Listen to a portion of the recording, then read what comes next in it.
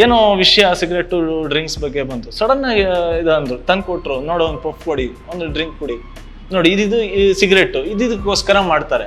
ಇದನ್ನ ಹೊಡಿಬೇಕು ಅಂದ್ರೆ ನಾನು ಮುಂದೆನೇ ಮಾಡು ನೀನು. ನನಗೆ ಒಂದು ಬುದ್ಧಿ ಬಂದ ಮೇಲೆ ನಾನು ಅಪ್ಪನ ನೋಡಿದಾಗ ನನಗೆ ಅನ್ಸಿದ್ದು ಇವ್ರಿಗೆ ಸಿಟ್ಟಿತ್ತ.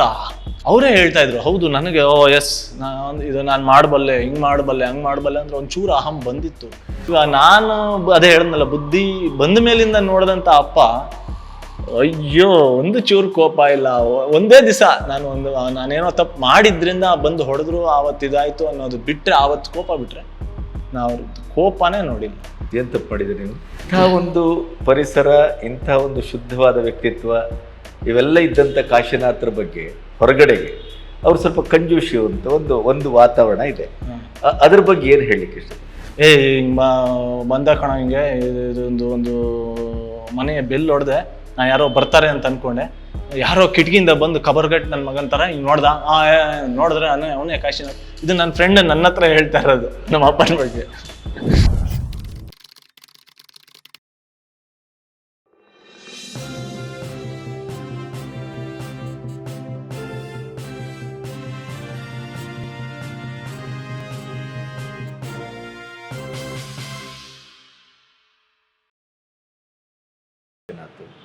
ಬಹಳ ಬುದ್ಧಿವಂತ ಕಾಶಿನಾಥ್, ಚುರುಕಿನ ಕಾಶಿನಾಥ್. ಆಮೇಲೆ ಪ್ರತಿಯೊಂದರ ಅವರ ಆಲೋಚನೆಯೇ ನಮ್ಮೆಲ್ಲರಿಗೂ ಪ್ರೌಢ ಅಂತ ಅನಿಸ್ಬೋದಾದಂಥ ಒಂದು ವ್ಯಕ್ತಿತ್ವ. ಮನೆಯಲ್ಲಿ ಒಬ್ಬ ತಂದೆಯಾಗಿ ನಿಮಗೆ ಆ ಗುಣಗಳು ಕಾಣ್ತಾ ಇದ್ವಾ ಹೇಗೆ? ಇದ್ದಿದ್ದಿಂದ್ರೇ ಅವ್ರಿಗೆ ನನ್ನನ್ನು ಅವ್ರು ಜಾಸ್ತಿ ಅವ್ರಿಗೆ ಗೊತ್ತು, ನಾನು ಕಂಟ್ರೋಲ್ ಮಾಡಿದಷ್ಟು ಯಾವುದು ನನ್ನ ಕೈಗೆ ಸಿಗಲ್ಲ. ಸೊ ಬಿಡಬೇಕು, ಬಿಟ್ಟಾಗ ಅಲ್ಲೂ ಒಂದು ಸೈನ್ಸ್ ಇದೆ. ಅಲ್ಲೂ ನೀವು ಏನು ಹೇಳಿದೆ, ಆ ಪ್ರಬುದ್ಧತೆ, ಆ ಸೆನ್ಸಿಟಿವ್ ಕಾಶಿನಾಥ್, ಅಥವಾ ಅಷ್ಟು ಯೋಚನೆ ಮಾಡೋವಂಥ, ಅಷ್ಟು ಇದು ಮಾಡೋವಂಥ ಕಾಶಿನಾಥ್ ಇಲ್ಲೂ ಅದನ್ನು ಹಾಕಿದ್ರಿಂದನೇ ಅವರು ಅಷ್ಟು ಸಕ್ಸಸ್ಫುಲ್ ಫಾದರ್ ಆಗೋಕ್ಕೆ ಕಾರಣ. ಯಾಕಂದರೆ ಸಿಂಪಲ್ ಇದಕ್ಕೆ ನಾನು ಸುಮಾರು ಕಡೆ ಹೇಳಿದ್ದೀನಿ, ನಾನು ಕಾಲೇಜಲ್ಲಿ ಇರಬೇಕಾದಾಗ ಯಾವುದು ಅವರು ನನಗೆ ಇದು ಮಾಡ್ತಿರಲಿಲ್ಲ. ಸಡನ್ ಒಂದು ದಿವಸ ಬಂದೆ, ಏನೋ ವಿಷಯ ಸಿಗರೇಟು ಡ್ರಿಂಕ್ಸ್ ಬಗ್ಗೆ ಬಂತು, ಸಡನ್ ಆಗಿ ಇದಂದ್ರು ತಂದು ಕೊಟ್ರು, ನೋಡು ಒಂದು ಪಫ್ ಕೊಡಿ, ಒಂದು ಡ್ರಿಂಕ್ ಕೊಡಿ, ನೋಡಿ ಇದು ಸಿಗರೇಟು ಇದಕ್ಕೋಸ್ಕರ ಮಾಡ್ತಾರೆ. ಈ ಅಡಿಕ್ಷನ್ ಇರ್ಬೋದು, ಸ್ಟೈಲ್ ಇರ್ಬೋದು, ಯಂಗ್ಸ್ಟರ್ಸಲ್ಲಿ ಒಂದು ಸ್ಟೈಲ್ಗೋಸ್ಕರ ಮಾಡ್ತಾರೆ, ಒಂದು ಅಡಿಕ್ಷನ್ಗೋಸ್ಕರ ಮಾಡ್ತಾರೆ, ಇಲ್ಲ ಏನೋ ಟೆನ್ಷನ್ ಇದಾಗುತ್ತೆ ಅಂತ ಅನ್ಕೊಂಡು ಮಾಡ್ತಾರೆ. ಸೊ ಈ ಥರದ್ದೆಲ್ಲ ಇದೆ. ಇದನ್ನು ಹೊಡಿಬೇಕು ಅಂದ್ರೆ ನಾನು ಮುಂದೆನೇ ಮಾಡು ನೀನು, ನಾನು ಹಿಂದೆ ಮಾಡಬೇಡ. ಹಿಂಗೆ ಹೇಳೋ ರೀತಿ ಇದೆಯಲ್ಲ, ಅಲ್ಲೊಂದು ಸೈನ್ಸ್ ಇದೆ. ನೀವು ಮಾಡಲೇಬಾರ್ದು, ಇದು ಹಿಂಗೆ, ಇದು ಹಂಗೆ ಅಂದರೆ ನಮ್ಮ ಕುತೂಹಲ ಜಾಸ್ತಿ ಆಗುತ್ತೆ. ಅವ್ರು ಹಿಂಗಂದಾಗ ಅಯ್ಯೋ ಇಷ್ಟೆಲ್ಲ ಹೇಳಿದ್ದಾರೆ, ಇದಾದ್ಮೇಲೆ ಇದು ಏನಕ್ಕೆ ಬೇಡ, ನನಗೇನು ಇದಿದ್ರೇನೆ ಬೇಕು, ಇದೇ ಬರೋದಿಲ್ಲ. ಅವರಂಥದ್ದು ಯಾವುದಕ್ಕೂ ಅಡಿಕ್ಟ್ ಆಗಿರ್ಲಿಲ್ಲ. ಇಲ್ಲ ಯಾವುದಕ್ಕೂ ಅಡಿಕ್ಷನ್ಸ್. ಈ ಸಿನಿಮಾದ ಅಡಿಕ್ಷನ್ಸ್ ಅಂದ್ರೆ ಅವ್ರಿಗೆ ಇದ್ದಿದ್ದು ಮೋಸ್ಟ್ಲಿ ಫ್ಯಾಮಿಲಿನೇ ಅನ್ಸುತ್ತೆ. ಒಟ್ಟು ಕುಟುಂಬ, ಅಪ್ಪ ಅಮ್ಮಂದ್ರ ಜೊತೆ, ಅಣ್ಣ ತಮ್ಮಂದ್ರ ಜೊತೆ ಇರ್ಬೇಕು, ಅದೊಂದು ಇರ್ಬೋದು. ಅಣ್ಣ ತಮ್ಮಂದಿರ ಸಂಬಂಧ ಹೇಗಿತ್ತು? Very natural. ಯಾಕಂದ್ರೆ ಅಪ್ಪ ಆಲ್ಮೋಸ್ಟ್ ಮನೆಯವರೇ ಎಲ್ಲ ಅಕೌಂಟ್ಸ್ ಆಗಲಿ ಇದಾಗಲಿ ಎಲ್ಲ ನೋಡ್ತಾ ಇದ್ರು, ಎಲ್ಲ ಇದು ಮಾಡ್ತಾ ಇದ್ರು. ಎಲ್ಲದೂ ಅವರು ಒಟ್ಟಿಗೆ ಪ್ಲ್ಯಾನ್ ಮಾಡಿ ಇದು ಮಾಡೇ ಮಾಡ್ತಾ ಇದ್ದಿದ್ದು. ಅಣ್ಣ ತಮ್ಮಂದರು ಹಿಂಗೆ ಮಾಡಬೇಕು, ಹಂಗೆ ಮಾಡಬೇಕು ಅಂತ ಅಷ್ಟು ಅಂಡರ್ಸ್ಟ್ಯಾಂಡಿಂಗು ಇಲ್ಲದೆ ಒಂದು 40 ವರ್ಷ ಒಟ್ಟಿಗೆ ಜಾಯಿಂಟ್ ಫ್ಯಾಮಿಲಿ ಇರಬೇಕು ಅಂದರೆ ಈಗಲೂ ನಾವು ನಮ್ಮ ದೊಡ್ಡಪ್ಪ ಒಬ್ಬರು ಮನೆ ತುಂಬ ಹಳೇದಾಗ್ತಾ ಬಂತು. ಸೊ ಒಬ್ರೊಬ್ಬರೇ ಈಗ ಅವರವರ ಇಂಡಿವಿಜುವಲ್ ಇದು ಮಾಡ್ಕೊಂಡು ಹೋಗ್ತಾ ಇದ್ದಾರೆ.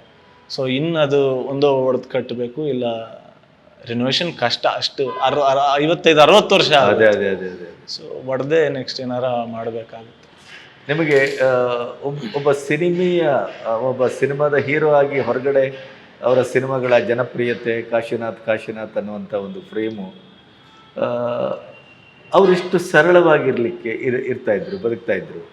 ಆ ಸಿನಿಮಾದ ಯಾವ ಗುಂಗು ಅಥವಾ ಯಾವ ಬಣ್ಣವೂ ಅವರಿಗೆ ವೈಯಕ್ತಿಕ ಜೀವನದಲ್ಲಿ ಅಡರದ ಹಾಗೆ ನನಗೆ ಕಾಣಲಿಲ್ಲ. ಕೊನೆಯ ಗಳಿಗೆವರೆಗೂ ನಾವು ಒಡನಾಟ ಮಾಡಿದಾಗ ನಿಮಗದು ಅಪೇಕ್ಷಿತವ? ನಮ್ಮ ತಂದೆ ಹಾಗಿದ್ದದ್ದೇ ಚಂದ ಅಂತ ಅನಿಸುತ್ತಾ ನಿಮಗೆ? ಅಂದರೆ ಒಂದು ಟೈಮಲ್ಲಿ, ಅಂದರೆ ನಾನು ಅವರೇ ಹೇಳಿದ್ದು ಕೇಳಿರೋದು, ಒಂದು ಟೈಮಲ್ಲಿ ಅವರಿಗೆ ತುಂಬ ಸಿಟ್ಟು, ಚಿಕ್ಕಂದಿನಲ್ಲಿ ತುಂಬ ಸಿಟ್ಟು, ಎದರ್ ಸಿಟ್ಟು, ಒಂಥರ ಒಳಗೆ ಇದಾಗೋ ಸಿಟ್ಟು, ಇದು ಸಿಟ್ಟು. ಬಹುಶಃ ಅದು ಬಡತನದಿಂದಲೂ ಬಂದಿರಬಹುದು. ಇರ್ಬೋದು.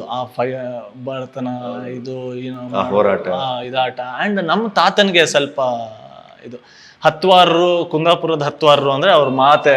ಇವಾಗ ನಿಮ್ಮೊಂದು ಪ್ರೀತಿಯಾಗಿ ನಾನು ಮಾತಾಡ್ಸ್ಬೇಕಂದ್ರೆ, ಏನಾ ಹೇಗಿದ್ಯಾ, ಅವ್ರ ಮಾತೆ ಹಾಗೆ ಆ ವಾಯ್ಸ್ ಜೋರು, ಇದು ಅದಲ್ಲೊಂದು ಆ ಗತ್ತು ಗಾಂಭೀರ್ಯ, ಪ್ರೀತಿ. ಅದ್ರ ಆಳದಲ್ಲೊಂದು ಪ್ರೀತಿ, ಅವರು ಸ್ವಲ್ಪ ಅಥವಾ ನಮ್ಮವ ಅನ್ನುವಂತ ಸಲಿಗೆ. ಅವರು ಸ್ವಲ್ಪ ಸಿಟ್ಟು ಇದಿತ್ತು. ಬಟ್ ನನಗೆ ಒಂದು ಬುದ್ಧಿ ಬಂದ ಮೇಲೆ ನಾನು ಅಪ್ಪನ್ ನೋಡಿದಾಗ ನನ್ಗೆ ಅನ್ಸಿದ್ದು ಇವ್ರಿಗೆ ಸಿಟ್ಟಿತ್ತ, ಈ ತರ ಇತ್ತ ಅಲ್ಲ. ಅದು ಅದಕ್ಕೂ ಅವ್ರು ಹೇಳೋ ರೀಸನ್ ಏನಂದ್ರೆ, 1-2 ಪಿಕ್ಚರ್ ಬಂದಾಗ ಅವರೇ ಹೇಳ್ತಾ ಇದ್ರು, ಹೌದು ನನಗೆ ಎಸ್ ಇದು ನಾನು ಮಾಡಬಲ್ಲೆ, ಹಿಂಗ್ ಮಾಡಬಲ್ಲೆ, ಹಂಗ್ ಮಾಡಬಲ್ಲೆ ಅಂದ್ರೆ ಒಂಚೂರು ಅಹಂ ಬಂದಿತ್ತು. ಬಟ್ ಅದು ಹಿಂದಿ ಹೋಗಿ ಅಲ್ಲಿ ಅನುಭವ ಮತ್ತೆ ಬೇಷಕ್ ಅಂತ 2 ಸಿನಿಮಾ ಮಾಡ್ತಾರೆ. ಆವಾಗ ಅವ್ರಿಗೆ ಅದು ಅಲ್ಲಿ ಬಿದ್ದಿದ್ದು ಹೊಡ್ತಾ, ಅಲ್ಲಿ ಏನ್ ಮಾಡ್ತಾರೆ, ಅವರ ಫ್ರೆಂಡ್ ಒಬ್ರು ಇಸ್ಕಾನ್ ಅಲ್ಲಿ ಇರ್ತಾರೆ. ಸೊ ಇಸ್ಕಾನ್ ಅಲ್ಲಿ ರೂಮ್ ಮಾಡಿದಾಗ ಅಲ್ಲಿ ಎವ್ರಿ ಡೇ ಹೋಗೋದು, ಆ ಟೆನ್ಷನ್ನು, ಆ ಪ್ರೆಷರು, ಆ ಬಾಂಬೆ ಎಂಥವ್ರನ್ನು ತಿನ್ಕೊಂಡ್ಬಿಡುತ್ತೆ. ಸೊ ಇವ್ರಿಗೆ ಏನಂದ್ರೆ friend is a friend in deed, ಒಂಥರ ತುಂಬಾ ಇಂಡಸ್ಟ್ರಿಲಿ ಬೆಳೆದವ್ರಲ್ಲ ಅಪ್ಪ. ಅವರೇ ಹೇಳಿದ್ದು ಮಾತ್ರ ನಾನು ನಿಮ್ಗೆ ಹೇಳ್ತಾರೆ. ಸೊ ತುಂಬಾ ಅಕ್ಕಪಕ್ಕದವ್ರನ್ನ ನಂಬೋದು, ತುಂಬಾ ಇದು friend in deed is a friend in deed, ಹಿಂಗೆ ಮಾತು ಕೊಟ್ಬಿಟ್ಟೆ, ಇದು ಸೊ ಇದು ಮಾಡಬಾರ್ದು, ಇಲ್ಲೇ ಮಾಡಬೇಕು. ಸೊ ಈ ಥರದ್ದೆಲ್ಲ ಒಂದಿಷ್ಟು ಅವರ ಐಡಿಯಾಲಜೀಸ್ ಇಟ್ಕೊಂಡು ಮಾಡ್ದಂಥವ್ರಿಗೆ ಬಾಂಬೆಗೆ ಹೋದಾಗ ಅದು ದೊಡ್ಡ ಪಾಠ ಕಲಿಸುತ್ತೆ. ಸೊ ಅದಾದ ಒಂದು ಲೆವೆಲ್ ಫಿಲಾಸಫಿಗೆ ಅಪ್ಪ ಆವಾಗಲೇ ಚೇಂಜ್ ಆಗಿದ್ರು. ಸೊ ಅಲ್ಲಿ ಬಿದ್ದಿದ್ದು ಹೊಡೆತದಿಂದ ಅವರು ಟೋಟಲ್ ಅಲ್ಲಿ ಇಸ್ಕಾನ್ ಆಗಿದ್ರಿಂದ ಅಲ್ಲಿ ಭಗವದ್ಗೀತೆ ಇಟ್ಟಿದ್ರಂತೆ. ಅದನ್ನು ಡೈಲಿ ಶೂಟಿಂಗಿಂದ ಬಂದ ಗ್ಯಾಪ್ ಇದು ಓದ್ತಾ ಅಲ್ಲಿ ಅವ್ರಿಗೆ ಅನಿಸಿದ್ದು, ಇಲ್ಲ ನಾನು ಹಿಂಗಿರ್ಬೇಕು, ನಾನು ಸಿಟ್ಟು ಬಿಡಬೇಕು, ಇದಿರಬೇಕು, ಜೀವನ ಅಂದರೆ ಇದು ಹಿಂಗೆ. ಸೊ ಅಲ್ಲಿ ಆ ಥರದ್ದು ಒಂದಿಷ್ಟು ಎಕ್ಸ್ಪೀರಿಯನ್ಸ್ ಅವರನ್ನು ಸ್ಲೋ ಆಗಿ ಚೇಂಜ್ ಮಾಡ್ತಾ ಹೋಯ್ತು. ಯಾಕಂದರೆ ಸಿಂಪಲ್ಲಾಗಿ ಅವ್ರ ಮಾತಿಗೆ ಎಷ್ಟು ಇದಾಗಿ ನಿಲ್ತಿದ್ರು ಅಂತ ಒಂದು ಎಕ್ಸಾಂಪಲ್ ಅವ್ರು ಹೇಳಿದ್ದು, ಆ್ಯಕ್ಚುಲಿ ಅಪರಿಚಿತ ಸೂಪರ್ ಡೂಪರ್ ಹಿಟ್ ಆಗುತ್ತೆ. ಸೂಪರ್ ಡೂಪರ್ ಹಿಟ್ ಆಗ್ತಿದ್ದಂಗೆ ಹಿಂದಿದು ಯಾವುದೋ ಒಂದು ಕಾಂಟ್ಯಾಕ್ಟ್ ಸಿಗುತ್ತೆ. ಅವರು ಹಿಂದಿಲಿ ಅಪರಿಚಿತ ಮಾಡೋಣ ಅಂತ ಹೇಳ್ತಾರೆ. ಸೊ ಅಪ್ಪ ಇನ್ನೂ ಏನು ಅಗ್ರಿಮೆಂಟ್ ಆಗಿಲ್ಲ, ಇದಾಗಿಲ್ಲ, ಬಾಯಿ ಮಾತು ಅಷ್ಟೇ. ಆಯಿತು ಮಿಥುನ್ ಚಕ್ರವರ್ತಿ ಕಾಲ್ ಶೀಟ್ ಇದೆ, ಸೊ ಹಿಂದಿಗೆ ಮಾಡೋಣ. ಅಪ್ಪ ಆಯಿತು ಅಂತ ಹೇಳಿರ್ತಾರೆ ಅಷ್ಟೆ. ಅದ್ರ ನೆಕ್ಸ್ಟ್ ದಿವಸ LV ಪ್ರಸಾದ್, ಇವರು ಪ್ರಸಾದ್ ಲ್ಯಾಬ್ ಓನರ್, ಎಗ್ದುಜೆ ಕೇಳಿ ದೊಡ್ಡ ಪ್ರೊಡ್ಯೂಸರ್, ಅವರು ಅಪ್ಪನ್ನ ಯಾರ್ದೋ ಥ್ರೂ ಹೇಳಿ ಫ್ಲೈಟ್ ಬುಕ್ ಮಾಡಿಸಿ ಅವಾಗ ಚೆನ್ನೈಲೋ ಬಾಂಬೆಲೋ ಇದ್ರು ಅನ್ಸುತ್ತೆ, ಅಲ್ಲಿಗೆ ಕರ್ಸ್ಕೊಂಡು ಮನೆಗೆ ಕರ್ಸ್ಕೊಂಡು, ನಾನು ಸಿನಿಮಾ ನೋಡಿದೆ ಅಪರಿಚಿತ, ಎಕ್ಸ್ಟ್ರಾಡಿನರಿ ಸಿನಿಮಾ, ನಾ ಇದನ್ನು ಹಿಂದಿಲಿ ಮಾಡಬೇಕು ಅಂತಿದ್ದೀನಿ, ಯು ಹ್ಯಾವ್ ಆಲ್ ದ ಇದು, ನಿಮ್ಗೆ ಯಾರು ಬೇಕು, ಏನು ಬೇಕು, ಇಂಥವ್ರು liberty, everything you have liberty. ನೀವು ಅಪ್ಪ ಇವಾಗ್ಲೂ ಯಾರ್ದಾರ ಇದ್ದಾಗ ಅದನ್ನ ಹೇಳೋರು.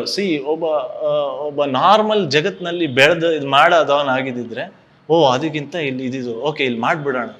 ಸೊ ಅವ್ರಿಗೆ ಒಂದೇ ಅಪ್ಪ ಮಾತು ಹೇಳಿದ್ದು, ಇಲ್ಲ ನಿನ್ನೆ ಒಬ್ರು ಬಂದಿದ್ರು, ಅವರಿಗೆ ಎಸ್ ಹಿಂಗೆ ಆಫರ್ ಕೊಟ್ಟರು, ಎಸ್ ಮಾಡೋಣ ಅಂತ ಒಂದು ಮಾತು ಕೊಟ್ಟಿದ್ದೀನಿ. ಅದೊಂದೇ ಮಾತು ಅವ್ರು ಹೇಳಿದ್ದೆ. LV ಪ್ರಸಾದ್ ಸರ್ ಹೇಳಿದ್ರಂತೆ, in that case I don't want to disturb you my boy, you carry on best of luck ಅಂತ. ಅಪ್ಪ ಹಂಗೆ ಬಂದು ಅಲ್ಲಿ ಮಾಡಿ, ಸೊ ಅಲ್ಲಿ ಅವ್ರು ಅನ್ಕೊಂಡಿದ್ದೆಲ್ಲ ಉಲ್ಟಂಪುಲ್ಟಾಗಿ. ಆ್ಯಕ್ಚುಲಿ ನೀವು ಅಪರಿಚಿತ ಸ್ಕ್ರಿಪ್ಟ್ ನೋಡಿದ್ರೆ ಅದಲ್ಲಿ ಸಾಂಗ್ಸ್ ಆಗಲಿ, ಫೈಟ್ಸ್ ಆಗಲಿ, ಈ ಥರ ಎಲ್ಲ ಇಲ್ಲ. ಅದು very character oriented and script oriented cinema. ಅಲ್ಲಿ ಹೋದಾಗ ಅದೆಲ್ಲ ಚೇಂಜ್ ಆಗುತ್ತೆ. ಮಿಥುನ್ ಚಕ್ರವರ್ತಿ ಹಿಂದೆ ಅವ್ರು ಮಾಡಿದ ಹಿಂದೆ ಒಂದು ಡ್ಯಾನ್ಸಿಂಗ್ ಸ್ಟಾರ್ ಅಂತ ಸಿನಿಮಾ ದೊಡ್ಡ ಹಿಟ್ ಆಗಿಬಿಟ್ಟು, ಅದಕ್ಕೆ ಆವಾಗ ಇಲ್ಲಿ ಪ್ರೆಷರ್ ಸ್ಟಾರ್ಟ್ ಆಗುತ್ತಪ್ಪ, ಹಂಗೆ ಡ್ಯಾನ್ಸ್ ಹಾಕಿ, ಇದಾಕಿ, ಫೈಟ್ ಹಾಕಿ, ಕಮರ್ಷಿಯಲ್ ಆಗಿ ತೆಗೀರಿ, ಕಲರ್ಫುಲ್. ಅದು ಆ್ಯಕ್ಚುಲಿ ಅಪರಿಚಿತ ಕಲರ್ಫುಲ್ ಸಿನಿಮಾ ಅಲ್ಲ, ಅಲ್ಲಿ ಹೋದಾಗ ಅದು ಕಲರ್ಫುಲ್ ಆಗುತ್ತೆ. ಸೊ ಅವ್ರು ಏನೇನು ಅನ್ಕೊಂಡಿದ್ರು ಅದೆಲ್ಲ ಡಿಸ್ಟರ್ಬ್ ಆಗ್ತಾ ನೋಡುವವರಿಗೆ ಅಪರಿಚಿತ. ಸೊ ಅವ್ರು ಅನ್ಕೊಂಡಿದ್ದ ಸಿನಿಮಾ ಅಲ್ಲಿ ಬರಲ್ಲ, ಆ್ಯಂಡ್ ಅವ್ರ ಅನ್ಕೊಂಡಿದ್ದ ಯಶಸ್ಸು ಆ ಸಿನಿಮಾದಲ್ಲಿ ಸಿಗಲ್ಲ. ಸೊ ಇದೆಲ್ಲ ಇದಾದಾಗ ಅವರು ತಮ್ಮನ್ನ ತಾವೇ ನಾಲಿಗೆಯ ಬದ್ಧತೆ ಇಲ್ಲದ್ರೆ LV ಪ್ರಸಾದ್ ಅಂತ ದೊಡ್ಡ ನಿರ್ಮಾಪಕರು ಹೇಳಿದಾಗ ಬೇರೆಯವ್ರು ಯಾರ್ದು ಅಗ್ರಿಮೆಂಟೇ ಹರಿದು ಬಿಸಾಡುತ್ತೆ. ಸೊ ಯಾಕಂದ್ರೆ ಅಪ್ಪಂದು ಮಾತಿದಲ್ಲಿ ನಾನು ಅಲ್ಲೂ ಕೇಳಿದ್ದೀನಿ, ಪ್ರಸಾದ್ ಲ್ಯಾಬಲ್ಲೂ ಕೇಳಿದ್ದೀನಿ. ಪ್ರಸಾದ್ ಲ್ಯಾಬಲ್ಲೂ ಪೇಮೆಂಟ್ ಇದಾಗದೆ ಪ್ರಿಂಟನ್ನ ಇದು ಮಾಡ್ತಿದ್ರು. ಅಪ್ಪ ಜಸ್ಟ್ ಫೋನ್ ಮಾಡಿ ನಮ್ದು ಬರುತ್ತೆ ಇದು ಮಾಡಿ ಅಂತ ಹೇಳಿದ್ರು, ಅವರು ಮಾಡೋರಂತೆ. ಯಾರಿಗೂ ಅಲ್ಲಿ ನಿಮ್ಗೆ ಲಾಸ್ಟ್ ಸೈನ್ ಆಗದೆ ಇದಾಗದೆ ಏನೂ ಆಚೆ ಬರಲ್ಲ. ಅಪ್ಪಂದು ಇದು ಹಂಗೆ ಮೇಂಟೈನ್ ಮಾಡ್ಕೊಂಡಿದ್ರು. ಅವ್ರು ಏನೇ ಆದರೂ ಸಣ್ಣದಾಗಿ ಪಿಕ್ಚರ್ ಮಾಡಿ ಇಷ್ಟು ಅಂತ ಹೇಳಿದ್ರೆ ಅಷ್ಟು ಇದು ಮಾಡಿಬಿಡೋರು. ಸೊ ಆ ಬದ್ಧತೆ ಇದಿತ್ತು. ಸೊ ಅಷ್ಟು ಬುಕ್ಕಿಶ್ ಇದರಲ್ಲಿ ಬೆಳೆದವರು ಈ ಎಕ್ಸ್ಪೀರಿಯನ್ಸ್ ಇದಲ್ಲಿ ಫಿಲಾಸಫಿಕಲಿ ಅವರು ಬೆಳೀತಾ ಬೆಳೀತಾ ಬೆಳೀತಾ ತಮ್ಮನ್ನು ತಾವು ಚೇಂಜ್ ಮಾಡ್ಕೊಂಡ್ರು. ಆ ಕೋಪ ಇದು ಎಲ್ಲ ಬಿಟ್ಟು ನಾನು ಅದೇ ಹೇಳಿದ್ನಲ್ಲ, ಬುದ್ಧಿ ಬಂದ ಮೇಲಿಂದ ನೋಡಿದಂಥ ಅಪ್ಪ, ಅಯ್ಯೋ ಒಂದು ಚೂರು ಕೋಪ ಇಲ್ಲ. ಒಂದೇ ದಿವಸ ನಾನೇನೋ ತಪ್ಪು ಮಾಡಿದ್ರಿಂದ ಬಂದು ಹೊಡೆದ್ರು, ಆವತ್ತು ಇದಾಯ್ತು ಅನ್ನೋದು ಬಿಟ್ಟರೆ, ಆವತ್ತು ಕೋಪ ಬಿಟ್ರೆ ನಾವು ಕೋಪನೇ ನೋಡಿಲ್ಲ. ಏನು ತಪ್ಪು ಮಾಡಿದ್ರಿ ನೀವು? ಅದೊಂದು ನಮ್ಮ ತಂಗಿ ಒಂದು ಪರ್ಸ್ ಇಟ್ಕೊಂಡು ದುಡ್ಡು ಹಾಕೊಂಡಿದ್ಲು ಚಿಕ್ಕವರಿದ್ದಾಗ, ಇದಾಗಿದ್ದು. ಅದರಲ್ಲಿ ನಡೆದದ್ದು ನಾನು ಒಂದು 8th ಇದ್ದೆ ಅಂತ ಅನ್ಸುತ್ತೆ, 8th ಇದ್ದೆ, ಅವಳು 4th 5th ಏನೋ ಇದ್ಲು. ನಮ್ದು ಜಗಳ ಸ್ವಲ್ಪ ಜಾಸ್ತಿನೇ, ನಂದು ಅವಳದು ಜಗಳ. ಅವಳು ಯಾವಾಗಲೂ ಅಳೋದು, ಎಲ್ಲದು ನನಗೆ ಪೆಟ್ಟು, ನನಗೆ ಬೈಗುಳ, ಅದಕ್ಕೆ ಅವಳು ಇದು ಮಾಡೋರು. ಸೊ ಈ ಥರ ಇದ್ದಾಗ ಹೆಣ್ಮಗಳು ಅಂತ ಅವಳ ಬಗ್ಗೆ ಸ್ವಲ್ಪ ಅದೊಂಚೂರು ಮೇನ್. ಆ ಪರ್ಸಲ್ಲಿ ದುಡ್ಡು ಇಟ್ಟಿದ್ಲು, ಅವತ್ತು ಸ್ವಲ್ಪ ಜಾಸ್ತಿ ಇಟ್ಟಿದ್ಲು, ನಂಗೆ ಗೊತ್ತಿರಲಿಲ್ಲ. ಅಲ್ಲೆಲ್ಲೋ ಬಿಸಾಕಿದ್ಲು. ನನಗೆ ಇವಳು ಹಿಂಗೆಲ್ಲ ಬಿಸಾಕ್ತಾಳೆ, ಇದೆಲ್ಲ ಮಾಡ್ತಾಳೆ, ತಡಿ ಮಾಡ್ತೀನಿ ಅಂತ ಹೇಳ್ಬಿಟ್ಟು ಎತ್ತಿಟ್ಕೊಂಡು ಅವತ್ತು ಇನ್ನೇನೋ ಬಂತು ಅಂತ ಹೇಳ್ಬಿಟ್ಟು ಹೋಗ್ಬಿಟ್ಟೆ ಕ್ರಿಕೆಟ್ ಆಡೋಕೆ. ಆಚೆ ಹೋಗ್ಬಿಟ್ಟೆ. ಸಾಯಂಕಾಲ ಬಂದಾಗ ನಾವು ಅಳ್ತಾ ಇದ್ಲು, ಇದು ಮಾಡ್ತಾ ಇದ್ಲು. ನಂಗೆ ಹಿಂಗೆ ಹೋಯ್ತು, ಹಂಗಾಯ್ತು ನನ್ನ ಪರ್ಸು, ಅದಕ್ಕೆ ಹೇಳೋದು ಸರಿಯಾಗಿ ಇಟ್ಕೋಬೇಕು, ಹಂಗೆ ಹಿಂಗೆ ಅಂತ ಹೇಳ್ಬಿಟ್ಟು ಹಂಗೆ ಅಲ್ಲೆಲ್ಲೋ ಹುಡುಕ್ದಂಗೆ ಮಾಡ್ಬಿಟ್ಟು ನೋಡೋ ಸಿಕ್ತು. ಅವಳಿಗೆ ಗೊತ್ತಾಗೋಯ್ತು, ನನ್ನ ಬಾಡಿ ಲ್ಯಾಂಗ್ವೇಜು ನನ್ನ ಇದಲ್ಲಿ ಗೊತ್ತಾಗೋಯ್ತು, ಇವನೇ ಎತ್ತಿದ್ದಾನೆ ಅಂತ. ಹೋಗಿ ಮೇಲ್ಗಡೆ ಅಪ್ಪಂಗೆ ಹೇಳಿದಾಳು. ನನಗೆ ಅದ್ರ ಹಿಂದೆ ನಡೆದ್ರೆ ಅದು ಗೊತ್ತಿಲ್ಲ. ಅದ್ರ ಹಿಂದೆ ಅವಳದು ಬೆಳಗ್ಗೆಯಿಂದ ಸಾಯಂಕಾಲದವರೆಗೂ ರಗಳೆ ಮಾಡಿ ನಮ್ಮ ಅಪ್ಪಂಗೆ ಹಿಂಗೆ ಆಗಿದೆ ಅಂತ ಹೇಳಿ, ಅವ್ರು ಅಷ್ಟು ದುಡ್ಡಿದೆ ಅಂತೇಳಿ ಅದನ್ನು ಹುಡುಕಿ ಬೆಳಗ್ಗೆಯಿಂದ ಸಾಯಂಕಾಲದವರೆಗೂ ಹುಡುಕಿ ತುಂಬ ಟಾರ್ಚರ್ ಕೊಟ್ಬಿಟ್ಟಿದ್ದಾರೆ. ನನಗದು ಗೊತ್ತಿಲ್ಲ. ಕೊನೆಗೆ ಒಂದೇ ಸತಿ ಕೆಳಗೆ ಇಳ್ಕೊಂಬಂದು ಆ TV ನೋಡ್ತಾ ಇದ್ದೆ, ಒಂದು ಕೋಲ್ ತೊಗೊಂಡು 4 ಬಿಟ್ರು. ಅದೇ ಫಸ್ಟು, ಅದೆಲ್ಲ ಲಾಸ್ಟ್ ನಮ್ಮಪ್ಪ ನನಗೆ ಹೊಡೆದಿರೋದು. ಅಷ್ಟು ಅದೊಂದೇ ದಿವಸ ನಾನು ಅವ್ರ ಕೋಪ ನೋಡಿದೆ, ಅದು ಬಿಟ್ಟರೆ ಕೋಪನೇ ಇಲ್ಲ. ಒಂದು ಸಾಂಪ್ರದಾಯಿಕವಾದಂಥ ಬ್ರಾಹ್ಮಣ ಕುಟುಂಬದಿಂದ ಬಂದವರು ಕಾಶಿನಾಥ್. ಅವರ ಸಾಂಪ್ರದಾಯಿಕತೆಯ ಒಂದು ಬದ್ಧತೆ ಹೇಗಿತ್ತು ನಿಮ್ಮ ಮನೆಯಲ್ಲಿ? ಅವರು ಎಷ್ಟರ ಮಟ್ಟಿಗೆ ನಿಮ್ಮ ಬ್ರಾಹ್ಮಣರ ಮನೆಯಲ್ಲಿ ಇರಬಹುದಾದಂಥ ರೀತಿ ರಿವಾಜು, ಮಡಿ ಅಥವಾ ಸಂಧ್ಯಾ ವಂದನೆ ಅಥವಾ ಆ ಥರದ್ದೆಲ್ಲ ಹೇಗಿತ್ತದು? ಇಲ್ಲ, ಹಂಗೆ ನೋಡೋಕೆ ಹೋದರೆ ನಮ್ಮ ಅಜ್ಜಿ ಮೊದಲು ನಮ್ಮ ಮನೆ ಈಗೊಂದು 20 ವರ್ಷದ ಕೆಳಗೆ ಅಂತ ಅನ್ಕೊಳ್ಳಿ, 20 ವರ್ಷದ ಕೆಳಗೇನು ಊಟ ಎಲ್ಲ ಆದಮೇಲೆ ಅಲ್ಲೊಂದು ಚಿಕ್ಕ ಡಬ್ಬಿ ಇಟ್ಟಿರೋದು, ಅಲ್ಲಿ ಸಗಣಿ ಸಾರಿಸಿ ಇದು ಮಾಡಿ ಅಷ್ಟು ಸಂಪ್ರದಾಯಕ್ಕೆ ಮನೆ. ಬಟ್ ಅಪ್ಪಂಗೆ ಮೊದಲಿಂದನೂ ಇದು ಇರಲಿಲ್ಲ. ಅಂದರೆ ಅವರು ಯಾವಾಗಲೂ ಕೆಲಸನ ಏನು ಮಾಡಬೇಕು ಅದನ್ನು ಇದು ಮಾಡೋರು, ಕಾಯಕವೇ ಕೈಲಾಸ.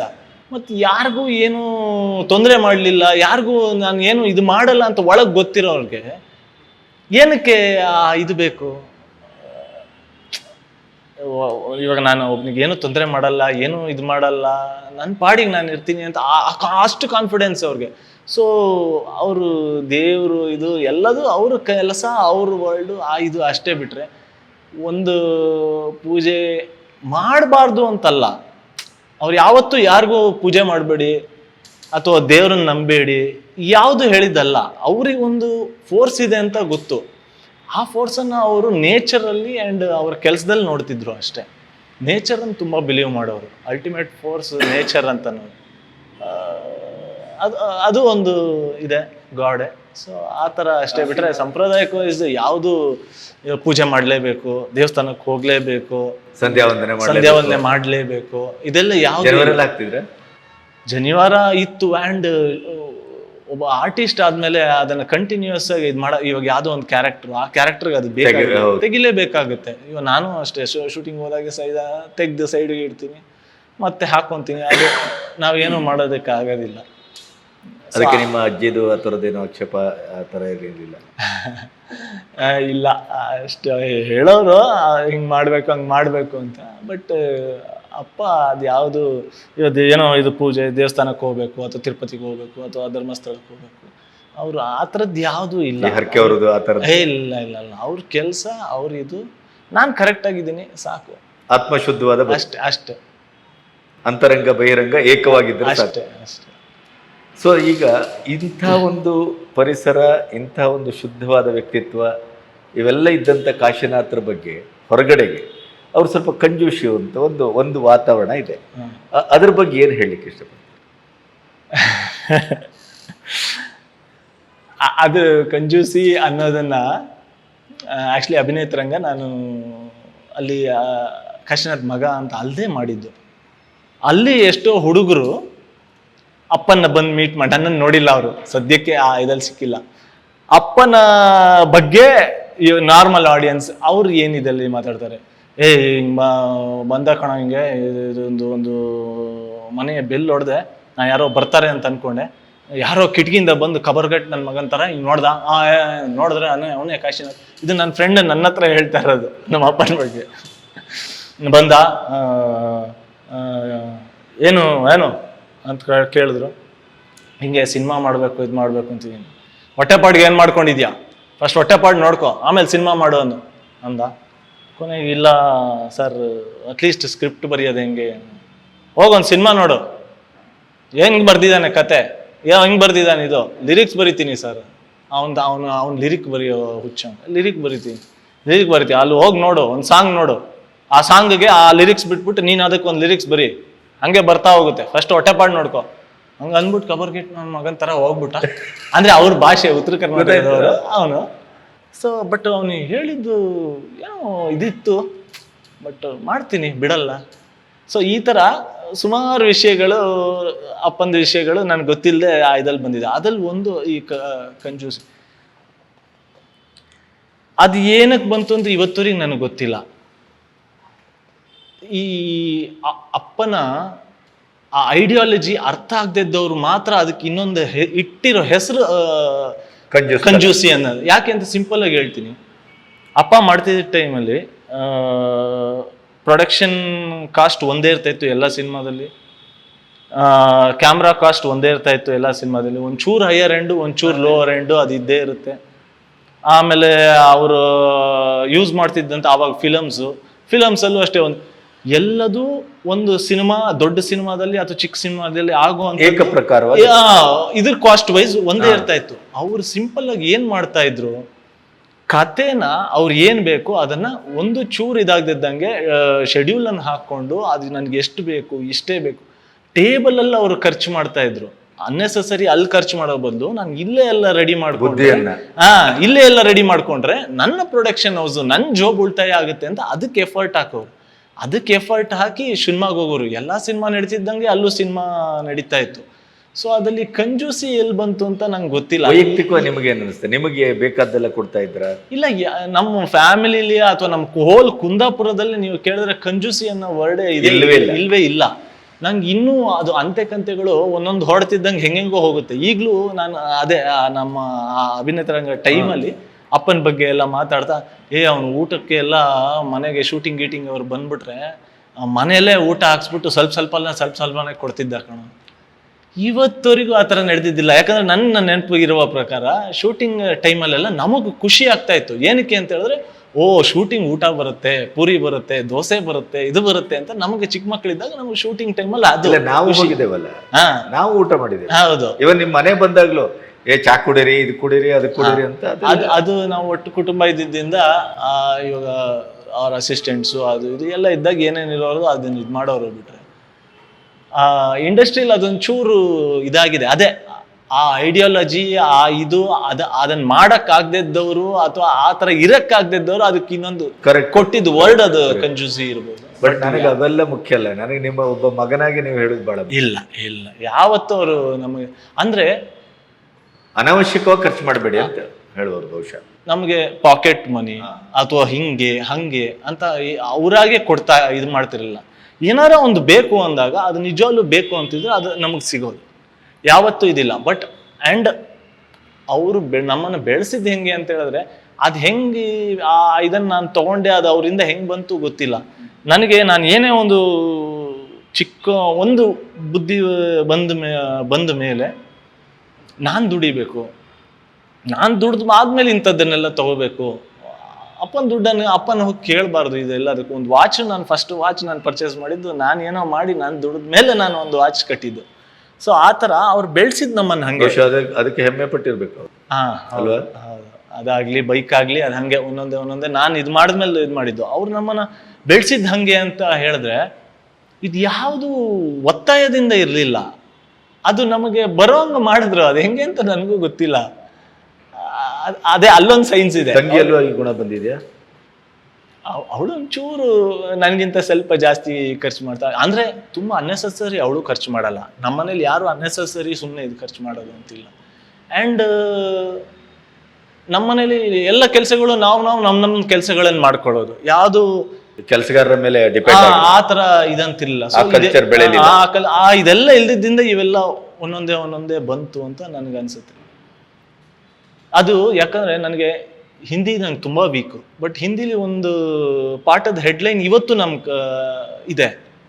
ಅದು ನನಗೆ ಒಂದು ಬುದ್ಧಿ ಬಂದ ಮೇಲೆ ಅಪ್ಪನ ನೋಡ್ತಾ ಇದ್ದಾಗ ಎಸ್ ನಾನು ಹಿಂಗಾಗಬೇಕು ಅನ್ನೋ ಇದಕ್ಕೆ ಆ ಪುಷ್ ಕೊಟ್ಟಂತ ಅದೊಂದು ಲೈನು, ಅಪನೇ ಕಾಮ್ ಆಪ್ ಕರ್ನೆ ಮೇ ಲಜ್ಜಾ ಕೇಸಿ. ಇದು ನನಗೆ ಹಿಂದಿಲಿ ಇದ್ದಿದ್ದೊಂದು ಪಾಠ. ನಮ್ಮ ಕೆಲಸವನ್ನ ನಾವು ಮಾಡುವುದಾದ್ರೆ ಅದ್ರಲ್ಲಿ ನಾಚಿಕೆ ಏನು? ನನಗೆ ಹಿಂದಿಲಿ ಅಷ್ಟು ವೀಕು ಹಿಂದಿಲಿ, ಬಟ್ ಅದೊಂದು ಲೈನು ನನ್ಗೆ ತುಂಬಾ ಕಾಡ್ತು. ನನಗೆ ಅಪ್ಪನ ನೋಡಿದ್ಮೇಲೆ ಅಥವಾ ನನಗೊಂದು ಮೆಚುರಿಟಿ ಬಂದ್ಮೇಲೆ ನಮ್ಮ ಕೆಲಸ ನಾವು ಮಾಡ್ಕೊಳ್ಳೋದು. ಅವ್ರವ್ರ ಕೆಲಸ ಅವ್ರ ಅಪ್ಪನೂ ಅದೇ ಮಾಡ್ತಾ ಇದ್ರು. ಎಲ್ಲರೂ ಅಷ್ಟೇ, ನಮ್ಮ ಮನೇಲಿ ಎಲ್ಲರೂ ಅಷ್ಟೇ, ಅವ್ರವ್ರ ಕೆಲಸ ಅವ್ರವ್ರದ್ದು ಮಾಡ್ಕೊಂತಿದ್ರು. ಯಾವುದು